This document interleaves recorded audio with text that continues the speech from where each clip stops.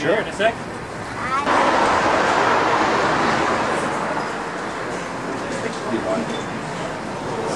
Okay. Here. Wait, me? Oh, here. Here, Gage. We're good. All right.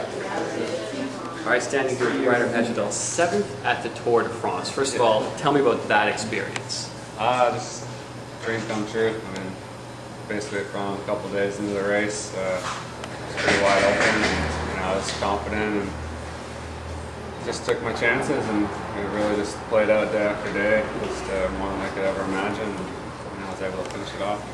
Now, tell me about your upbringing and how you obviously got to the point where you're at now. Oh, just a normal kid growing up, playing sports, riding my bike for fun, venturing in the forest, Vancouver Island, where I grew up.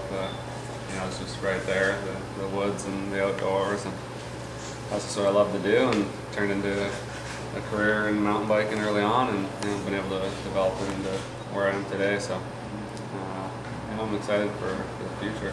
What's your training regimen like? Pretty hectic.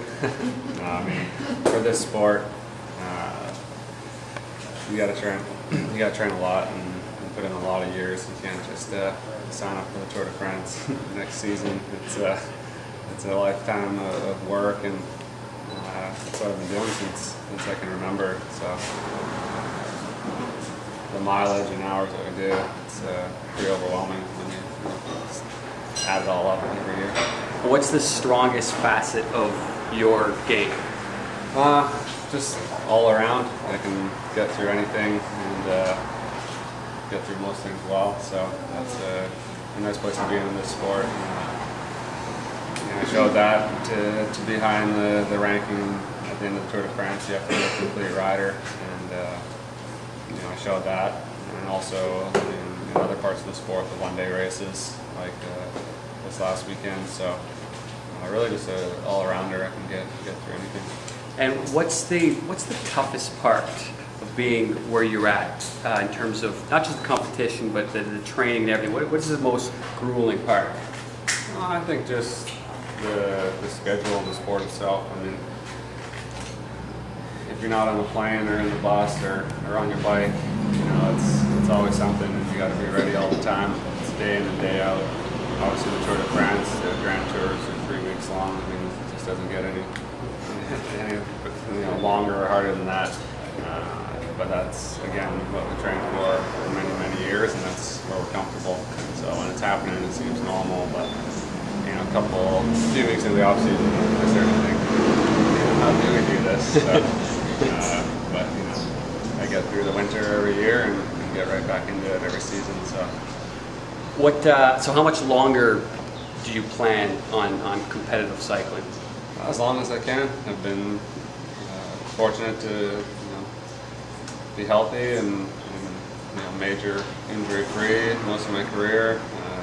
Turned 30 in December. The last few years have been more than I could have imagined, even 5 years ago. So I'm excited. You see a lot of guys going into late 30s, still finding their best days, and I'm looking to do that and take it for quite some time. You're obviously a rock star in the cycling community. There's other people there. But let me ask you this question: do you think Canada understands the significance of finishing 7th at the Tour de France? I think they obviously people here do. Yeah. Right?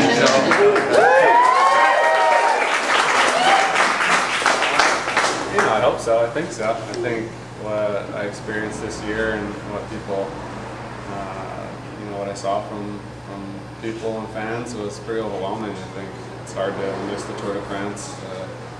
It's 3 weeks long, obviously, in July, and to have someone from Canada in the ranking and be there when you're tuning in is what I think really made it exciting this year and got people more interested. And I think as soon as you wanted to find out about the race, it was pretty easy to get involved and really fall in love with it. So yeah, I think the stats, simply the best results in Steve Bauer over 20 years ago is a pretty easy stat to realize how significant that is, and people were expecting that. Has your life changed a lot since the tour?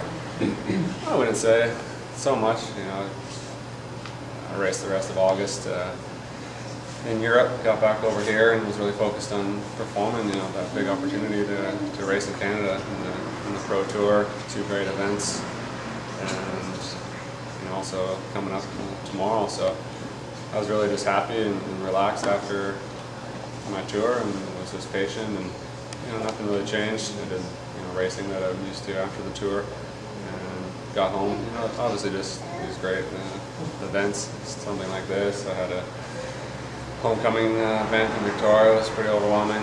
Just being around friends and family, and you know, seeing how people enjoyed what I was doing. And, you know, that's changed. I understand that, and I'm happy to go race and do what I can.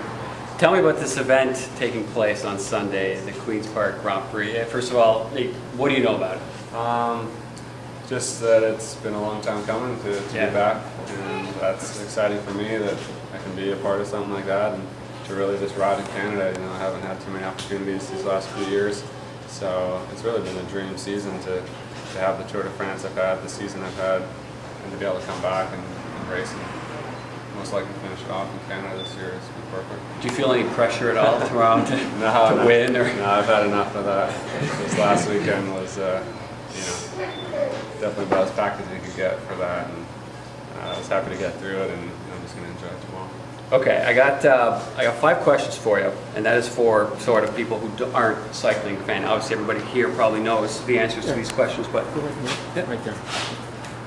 okay, so this is for someone who doesn't know a question. All right, what are the top speeds that you reach? We've had some pretty decent ones. I think we did some tunnels in Switzerland a few years back when guys were coming out close to 140 kilometers an hour. So that gets interesting. So you're as fast as a race car, basically. Yeah, when it seems really fast when your tire's only this wide, and there's people all around you, and you have really no control over them, so it feels fast. Okay, now explain, because I don't think a lot of people realize or understand how it is a team sport. Yeah, it's the dynamics of the peloton.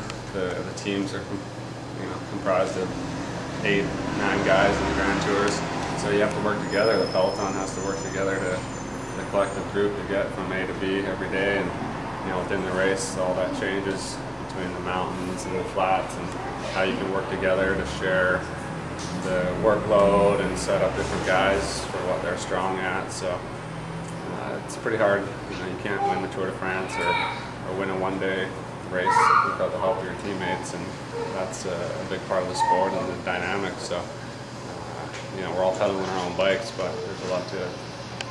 All right. How much does a bicycle weigh, generally speaking? Well, the actual limit, the minimum that's not allowed to be under is 6.8 kilos. So they can't get lighter than that. They can if you want to build one yourself, but we're not allowed to race them. So you know, around 7 kilos is about the average. Okay. Now, how or why did the Tour de France, to your knowledge, become the race that it is, the granddaddy of them all? Just the history, you know, what it brings. You know, it's the mountain ranges, you know, the countryside that it involves, and just that it's that old and has had that much history and racing. Just that's the one. You know, it was there and bigger than anything before I was born. And, you know, I'm just happy to have gotten in there and been a part of it. All right, finally, you talked about the speed and the thin tire. So tell me about these crashes that we see. I mean, they seem amazing when you watch them on TV. Have you been part of a big crash? Oh yeah, no, that's part of the sport. I mean, anytime you look at the situation, there's going to be that part of it. You know, 200 guys trying to be in the same place at the same time. Something's going to go wrong once in a while. So it's a tough part of the sport. You know, I've seen teammates, be injured significantly. Actually, someone just passed away in Italy, a young rider from a head injury. I mean, it's pretty serious. You know, I think it looks great on TV when everyone's falling around, but you know, no one wants that. It's just part of the sport. Finally, when you wake up in the morning and you're where you were at, do you ever think my name is Ryder? How cool is that? No, it's probably not the first thought of it. I'm definitely reminded of it occasionally, but yeah, it's my name and it's worked out that way. So yeah, not the first one. Hey, congratulations, Yeah. continued success, and Canada's really proud of you. So.